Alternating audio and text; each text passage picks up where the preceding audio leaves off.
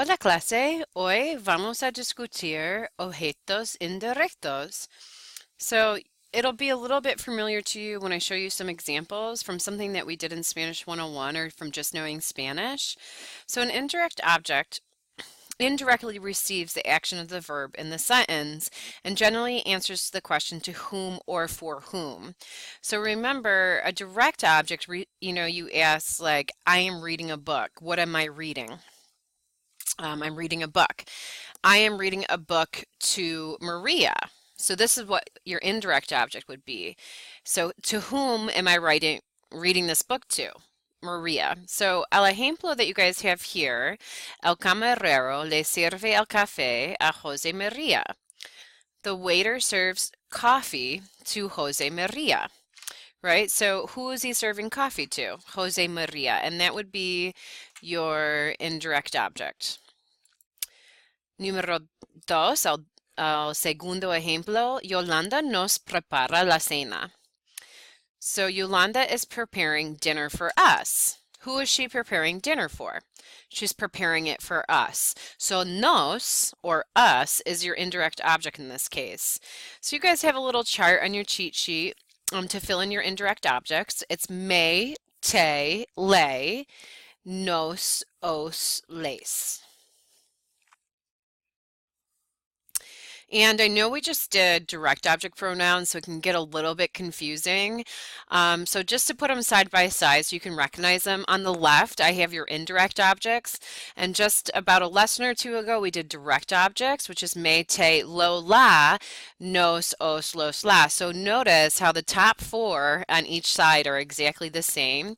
So if you get confused, this is probably why, but there's a big difference between indirect objects and direct objects. Vamos a practicar. In our next lesson, we have to put them both in the same sentence. So the better that you grasp them when they're separate from each other in the lessons, the easier double object pronouns will be for you. But we don't have to worry about that just yet. So the placement of indirect object pronouns is the same as for the direct object pronouns. They are placed immediately before a conjugated verb or can be attached to the end of an infinitive or gerund. If pronouns are attached to a gerund, you must add a written accent to indicate the original stressed syllable. So, ¿le sirve más leche a la niña? In English, this would translate to, shall I serve the little girl more milk? So le represents the little girl. And the reason that we have to clarify a la niña is because le can mean him, her, or you in the formal way, right? So anytime it's in the third person, many times you need to clarify to whom the milk is being given to. So for example, number 2 doesn't have that. Voy a servirte el postre. So te in this context is your indirect object. So how can you translate this? I am going to serve you dessert. Because te just represents you. You don't have to reiterate like you do with le. And so no, right? In the first example, you have the indirect object coming before the verb. In the second example, right, this is where if you have voy a in an infinitive, you can attach it to the end of it, right? So you can attach it to the end in this example. Or, like the gerund in the third one, estoy preparándoles té a mis amigos. So again, this is where it's a little bit confusing. Les can mean they or you all, right? But I have to clarify who they is, so I do by saying a mis amigos. So for whom am I preparing tea? I'm preparing tea for my friends. And notice this is the gerund formed, right? Preparando, anything with ando, y endo, you can attach it to the end.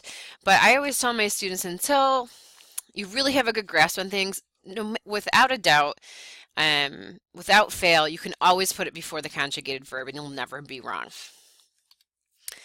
So if an indirect object noun is used in a sentence, it must be accompanied by the corresponding indirect object pronoun. This may seem redundant, but it's necessary in Spanish. You can leave out the indirect object noun, a mis amigos, if the context is clear, but you must always include the indirect object pronoun me, te, le, nos, os, les. Any indirect object nouns are always preceded by the preposition a. So the preposition a, or the personal a in Spanish, doesn't exist in English, and so sometimes it can be a hard concept to understand. So, joven, le va a traer una ensalada a mi amiga también. And so what it means by context, right? So le va a traer. That can mean I am going to bring him, I am going to bring her, or I'm going to bring you. And so to clarify um, whom I'm talking about, using the LA form, the third person singular, I have to say a mi amiga, right? Or to whomever it could be. Waiter, are you going to bring a salad for my friend as well? So it's needed to establish context unless context has already been established. Enseguida, señor, ahorita le trago uno. So this is a response to the question. And so I don't have to say a mi amiga or a su amiga because it's implied in the question, are you going to bring a salad for my friend as well? Right away, sir. I'll bring her one right now. Right? So we don't have to repeat it. The indirect object noun no longer needed. So if this is confusing, once I set up some examples for you, hopefully it'll get a little bit easier. So here are some common verbs that take indirect objects. Some of them you already know. So these are just words that are common, right? Contar, entregar, escribir. And you can use numerous different examples, right? So explicar, to explain. La profesora nos explica la lección. The professor explains to us the lesson. Let's see, prestar. ¿Puedes prestarme un libro? Could you loan me a book? So there's a lot of different contexts you can use the indirect objects with. Te prometo, I promise you. So the more you practice it and the more you expose yourself to it, the easier it'll be. Like I've said that before. The verbs dar and decir almost always used in conjunction with indirect object pronouns because usually you're giving something to somebody or saying something to somebody because we almost always give, say, or tell something to someone. Here are the forms of dar and decir in the present tense. Note that both have irregular yo forms and that decir is also an e to I stem changer. So dar and decir are both irregular verbs in the yo form. So if I said le doy $5 a mi hermano, I gave my brother $5, right? Because usually you're giving something to somebody, so you're always going to use an indirect object. Voy a darte la tarea. I am going to give you the homework. Te digo la verdad. I'm telling you the truth, right? So there's a lot of, one of my favorite sayings, and it's not used in this conjugation, is no me digas. You don't say, or like, when someone tells you gossip, you'd say, no me digas. It's a really popular phrase. So you see again that you use the indirect object. So these are just examples with the verb dar and decir. ¿Cuánto le das al mesero de propina? How much do you tip the waiter? So notice that in the first sentence, I mentioned that I'm talking about giving a tip to the waiter. And in the second example, it's the answer to that question. So I don't need to repeat mesero. I just need to say, right, generalmente le doy el 15%. Generally, I give him 15%. So I don't need to repeat el mesero because in context, we know who we're talking about. ¿Me puede decir cuál es el menú del día? Can you tell me what is the menu of the day? Or can you tell me what the menu of the day is? So these are verbs that are like gustar. So this is where you'll probably understand it a little bit easier. So I'm sure you guys have heard me gusta or no me gusta in Spanish. And so these are verbs that are similar to gustar where you use the indirect objects. So aburrir is to bore, encantar is to love, fascinar is to fascinate, Interesar is to interest. Llamar la atención, to sound interesting or to call the attention of someone or something. Molestar is to bother. Preocupar is to worry, right? So all of these you can use just like the verb gustar. And if you don't remember how to use the verb gustar, I'm going to help you out. And hopefully it'll be a quick little lesson. So the thing about gustar, right, is that you only conjugate it two different ways. You either say me gusta or me gustan. Te gusta or te gustan. Le gusta, le gustan. Right? So it always is either, you can't say nosotros nos gustamos, right? It's either going to be gusta and gustan. And that's the same for all those verbs I just showed you. It's either fascina, fascinan, aburre, aburran. It can either be singular or plural. And I'm going to explain why. So these aren't examples on your cheat sheet. I'm just trying to rack your brain. In Spanish, right? So if I say me gusta la pizza, we would translate that to English as I like pizza. But if I translated it exactly how it is, it literally says pizza pleases me, which we would never say that in English, right? And so that's why the verb conjugates how it is. You're conjugating the verb to agree with what you like. It has nothing to do with the number of people, right? So I just like one pizza. So that's why it's or gusta, okay? If I like more than one object, and this applies for all those other verbs I showed you, then it's gustan. I'm saying dogs please me. Me gustan los perros. So the verb is conjugated based on what pleases you, not necessarily the form that we know, gusto, gustas, gusta, gustamos. So that doesn't exist, and that can be hard to wrap your brain around after like learning so much about conjugating verbs. So vamos a practicar. So you guys have a list, and so I'm going to help you break it down, and then I'm going to ease you into it so then we get to some more of the complicated ones. Maybe you'll feel more confident about it. So our subject pronoun says a mí. So what indirect object agrees with a mí? Me, right? So gustar, I need to conjugate gustar to agree with los tacos. Los tacos is plural, right? So would we pick gusta or gustan? We'd pick gustan. So your answer would be, a mí me gustan los tacos picantes. I like spicy tacos.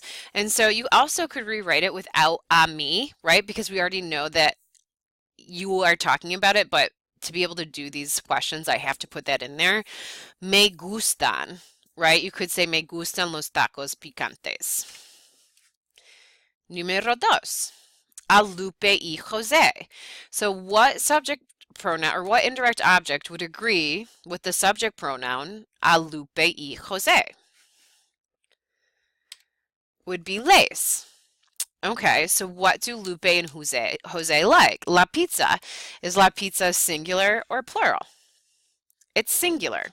So you would say, a Lupe y Jose les gusta la pizza. And because we already know we're talking about Lupe and Jose, you could just write les gusta la pizza, and we know that you're talking about a Lupe y Jose.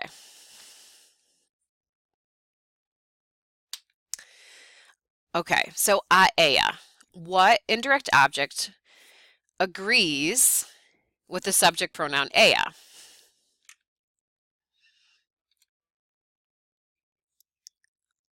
Le. So it's important for her to run. Importa or importan, right? So it's just singular, right? So you'd use importa. A ella le importa correr. It's important to her to run.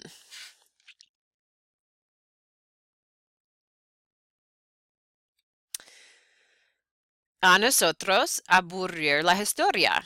So a nosotros, this is a little bit easier, right? It goes with nos. La historia, is that singular or plural? It's singular. So you would say a nosotros nos aburre la historia, and that would translate to history bores us. Número 5, a ella encantar Galleta. So a ella would match up with le. La galleta is singular, so you would choose encanta. A ella le encanta la galleta. She likes the cookie.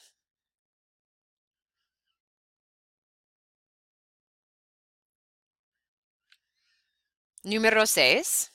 A ellos gustar las papas fritas. So a ellos agrees with les. And las papas fritas are plural, so you would say gustan. A ellos les gustan papas fritas. They like French fries.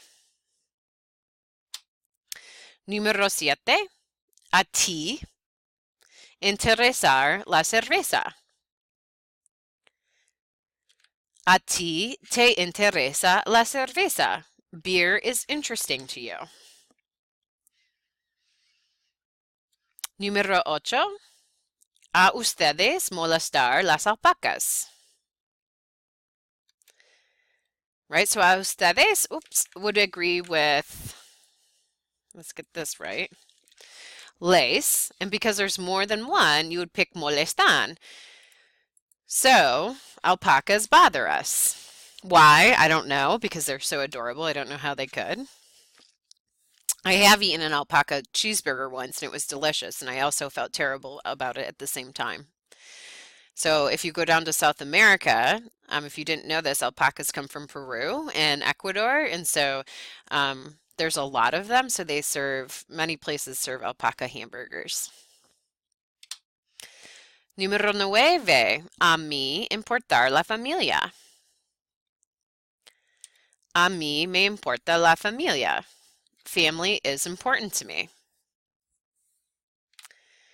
So this is where it's a little bit different, right? So this is kind of what we were doing in the beginning of the lesson.